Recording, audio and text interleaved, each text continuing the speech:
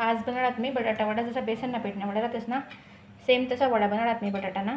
तुम्ही देखू शकतास मी एक वडा पोळा होता कितला भारी येले, असं वरून कोटिंग एकदम भारी येले। ह्या ज्या बटाटा वडा आहेत ना ते उपवास नाही साबुदाणापासून साबुदाणा गोल बनवला होता मी आणि त्यांपासून या वडा बनवले। जाऊ तुम्हाला देखाडतेस मी या वडा कसा बनवणार असं। चला आपण रेसिपीला सुरुवात करू।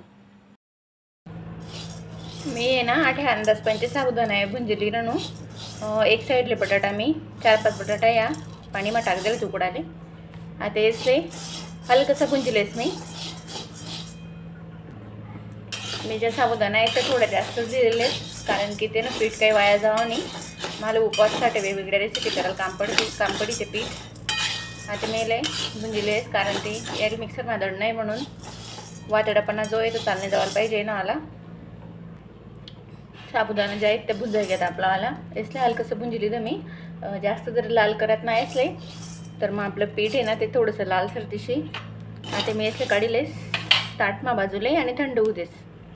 मी येत ना साबुदाणा एक ताटमा काढली जात माहिती का काय वस, आपण जर कोणती गरम वस्तू डायरेक्ट काढी ना तर खाली आहे ना ओलावाई जास्त ताटले त्यामुळे तुम्हाला जर पेपर तो पेपर काढल्या ना पहिले, नाही तर एक कापड ठेवल्या ना कापडवर पहिले काढल्या ना, कारण ओलावा होऊ येणार नाही मला, कारण की यात पडगी त्यामुळे मी डायरेक्ट ताटमाच काढली तर आता काही हरकत नाही। आता साबुदाणा आपला थंड होई घ्यात। आता मी इसले मिक्सरमा बारीक करीत पीठ करलेस आणि या साबुदाणा दडताना आहे ना पहिले पूर्ण थंड करी लावा ना, कारण की तुम्ही जर थोडासा कोमट वगैरे जर राही घ्यात आणि तुम्ही जर इथे दडले जात ना तर मग ते पीठले पण ओलावाई लागे। आपलं पीठ आहे आपले जसं पाहिजे तसं पीठ आहे बनावणी मध्ये पीठ बनवण्याऐवजी पूर्ण गोळाच बनी जाई, त्यामुळे इसले पूर्ण थंड कर लावा ना। साबुदाणा जे पीठ आहे ते होई गे म्हणे रेडी, तुम्ही देखू शकतास। आता मी काय करस बाकीने पीठ काढलेस आणि जेवढं मला वडा काढणं आहे तेवढंच पीठ मी भिंजत टाक देस। साधारण मी आठ एक छोटी वाटी पीठ आहे रणू आता येले मी भिंजलेस इनमा फक्त आता मी टाकस नमक, चवपुरता नमक मी टाके दिसेन मा। तुम्हाला तर माहिती जे उपासले जिरं वगैरे काही चालत नाही त्यामुळे येले नुसतं मीठ टाके सनच भिंजले वाणं पीठले।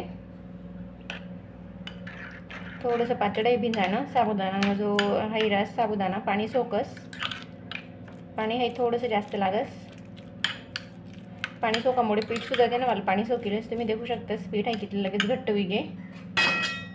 आता अजून मी पीठ टाकस जसं आपण बेसन ना पीठ ना घोल करतस ना वडा काढासाठी सेम तशी पद्धत ना घोलाव करले म्हणा आणि येले 10 ते 15 मिनिटं मुरव देवाना। आता मी यांना अजून पाणी टाकस, भरपूर पाणी यांना घाला ना, म्हणजे अंदाजानुसार बरं जास्त पातळ बी नाही करा ना। तुम्ही देखू शकतास आता देखू 10-15 मिनिटांमा अजून हो साबुदाणा जे पीठ आहे कितलं पाणी पेसा असं तसा अंदाज तो अजून पाणी मी घालीस दिसू तसं आपला बटाटा या उकडण्यात का आपण देखू जाते। बटाटा पण आपला मस्त शिजी घ्यात। आता मी येसे वाली साल काढलेस आटे मी 3 बटाटाची साल आहे काढली दी। आता इसले कुच करलेस तेनाच पहिले मी देखा बदमा कसा काळा निघना बटाटा आता येले पण काढलेस मी, जो खराब भाग होता ना तो काढलेला मी। आता मी मिरच्या आहेत ना मिक्सरमध्ये येलेस मिरचीच ना ठेचा करलेस यांना टाकासाठी जिरं कोथिंबीर वगैरे तर काही खात नाहीत आम्ही उपवासले, तुम्ही जर खात होते तर तुम्ही जिरं कोथिंबीर पण टाकू शकतास। मिरचीचा जो ठेचा आहे तो पण मला रेडी बी जायला आणि बटाटा पण मी हाते किचकुच करली जात, कारण की ते एकदम मऊशी जायला थोडासा बटाटा 80% शिजणार ना शक्यतोवर। आता यांना टाकस मी, तुम्हाला जेवढं तिखट पाहिजे तेवढं तुम्ही ठेचा घालू शकतास। मी जाडसर मिरच्या आटलेलो त्यात आणि ठेचा तर टाकाय घ्या आपला आला। आता लगेचच टाकस मी चवीपुरता नमक मी टाकते देस, नमक ते टाकाय घे मग चवपुरता। आता याला मिक्स करलेस मस्त आपलं आहे ना बटाटा आहेत ना मी मस्त मिक्स करते जातात तेच ना अशा गोल गोल वडा मी करलेस, म्हणजेच गोल गोल गोळा मी करलेस आणि हा जो गोल देखा कितलं घट्ट होई गे पूर्ण पीठ आहे पाणी पी गे ते मग असं डिप करले। जास्त पातळ त्याला करणंच नाही, कारण की ना मग पीठ म्हणजे जे साबुदाण्याचे जे पीठ आहे ते लटकावच नाही वडा असले नाही देखा असं डिप करली तर मी हाय तर काही बेसनना पीठ नागत राहत नाही, कारण बेसनना पीठ आहे एकदम भारी लागत कसं ते ना मला वडा ज्या निघतस ना ते एकदम भारी निघतस। आता असाच प्रकार मग मी सगळा ज्या वडा आहेत ते करीलेस साबुदाणा अजून तुमले एक करी संध्याकाळच वाटलं असतं मी असा गोडा मी करीलेस आणि त्याला जेवढं पीठ लागे तेवढं मी लाईलेस देखा आणि असं गोल गोल करलेस. आता तेल मी काय करसू माहिती आहे काय माझे मस्त तेल मातडी लिसू उपवासला तर इतली भारी रेसिपी नाही भूकच लागत नाही आपल्या डायरेक्ट संध्याकाळपर्यंत कारण की ना कोणी कोणी ना उपवास सोडत नाही एक वेळ फक्त फराळ करस त्यांच्यासाठी तर एकदम बेस्ट आहे ही रेसिपी म्हणजे साबुदाण्याच्या वडा आहेत त्या एकदम भारी आहेत अशाच पद्धतीनं मी सगळा वडा या करीले जाते.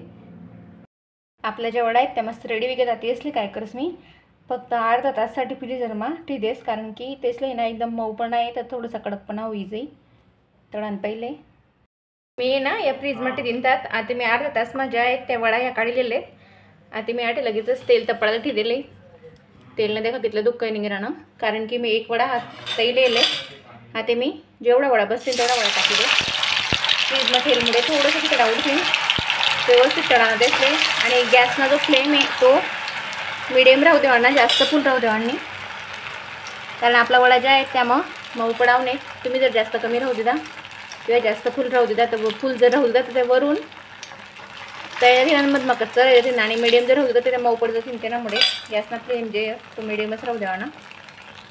आता येईल आपण तळील जिथलं तेल मग बसेल तिथला वडा या टाकी देवा ना एक साईड जी ती तळायगी आणि दुसरी साईड तळलेच मी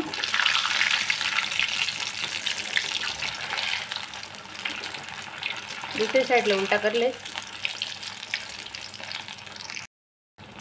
तेसले मी अजून दुसरी साईड परतायली दी तेसले ना थोडंसं लाल होईपर्यंत तळीला वाणा म्हणजे ते आहे ना मस्त असा कडक होई जातं क्रिस्पी होई जातं एकदम ज्या वडा आहेत ना त्या म्हणा आता याई गॅस आता मी असले तळीलेस आणि सगळा वडा आहे ना असाच प्रकार मग मी तळीलेस तुम्ही देऊ शकतास कितला भारी दिसणार ना बटाटा वडा आणि सगळा वडा मी आता असाच पद्धत मग तळीलेस. चला मग सगळा वडा तळायला का तुम्हाला देखाडच नाही ह्या होई गॅत मस्त म्हणा बटाटा वडा तयार कित्ता भारी दिसणार ना खावाल पण तसंच टेस्ट येत बरं का. चला मी तुम्हाला एक फोडी देखाडस वरून एकदम क्रिस्पी देखा तुम्ही देऊ शकतास कितला भारी कोटिंग कितली भारी बसेल ना साबुदाणाच नाही आणि हा यांना थोडं परतेल घुसच मी तुमले जे खरं आहे ते सांगितलं पण खावाला एकदम भारी लागतंच उपवासला तर एकदम पोट भरतंच डायरेक्ट तुम्ही याचं तडीचं नाही ना टेशो पेपरवर नाही तर पेपरवर ठेवा ना जर तुम्हाला पसंत आहे पेपरवर ना त्यावर ठेवा ना. चला मग तुम्ही नक्की ट्राय करा आणि तुम्ही जर मला रेसिपी आवडत होती तर मग चॅनलला लाईक शेअर आणि सबस्क्राईब नक्की करा. धन्यवाद.